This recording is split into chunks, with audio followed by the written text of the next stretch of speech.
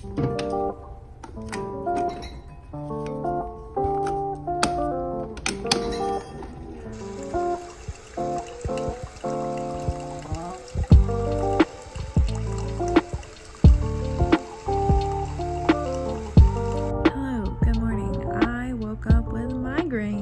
the whole left side of my face and head feels awful. So I still haven't read much of The Turn of the Screw. Will I later? I don't know. It's not that good. That's it.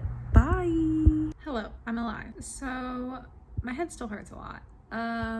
Unrelated or related, I don't know. Anywho, I still have a lot of work I need to get done today. So just pushing through the headache. Reading update. Oh gosh. Okay. So, The Turn of the Screw. Here's the deal.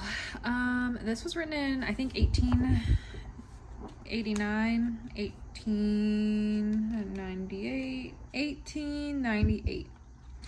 It's written in 1898. And oh boy, is that evident. There's just like, I've read old stuff before, like I've read classics, I can understand what's happening, but something about the writing in this book, I'm genuinely at times just like, what is actually happening? I mean, let me just read you the sentence. Her thus turning her back on me was fortunately not, for my just preoccupations, a snub that could check the growth of our mutual esteem. I'm just having trouble. So, I have only made it in 35 pages.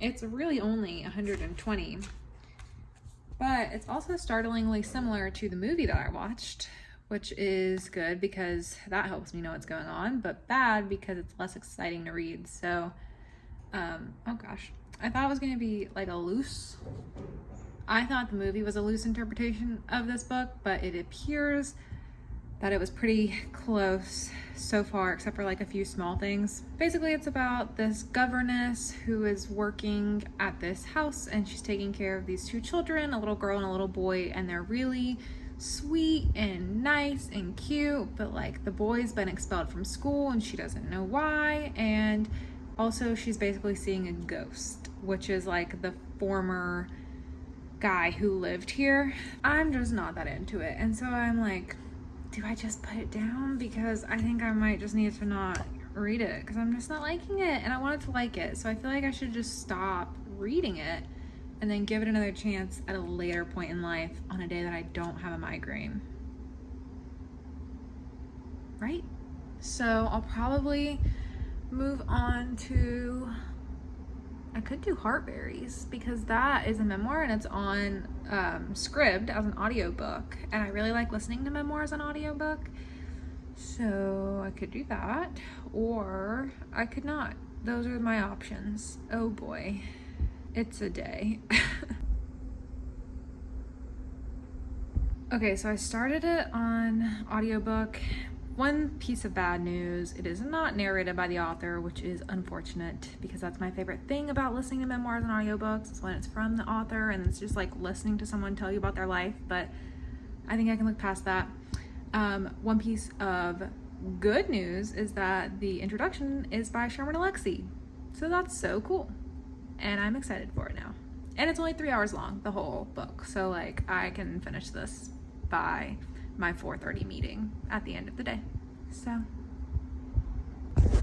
okay, so I only have a second. I have to go into a meeting really quick, but I just finished Heartberries. I've been listening to it on Scribd on audiobook, and it is a memoir by a Native American woman from Seabird Island Band, and she basically talks about her time where she was in a mental institution for a while working on her mental health, and she has PTSD, bipolar disorder, had a really bad upbringing, lots of trauma.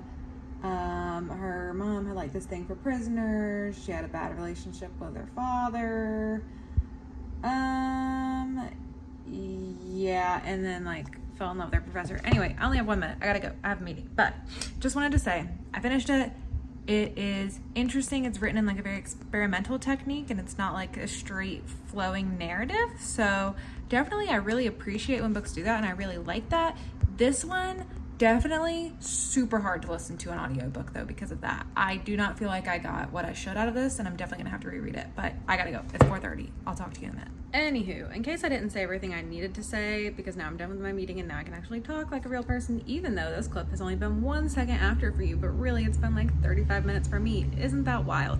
Anyway, basically this book is very experimental memoir. It's meant to be that, and it is like very lyrical, very poetic, very experimental. Like characters aren't well defined, scenes aren't well defined. It's just different, and I usually really like that, but on audiobook it just does not blow me away in the same way that I think it would if I actually read it with my eyes.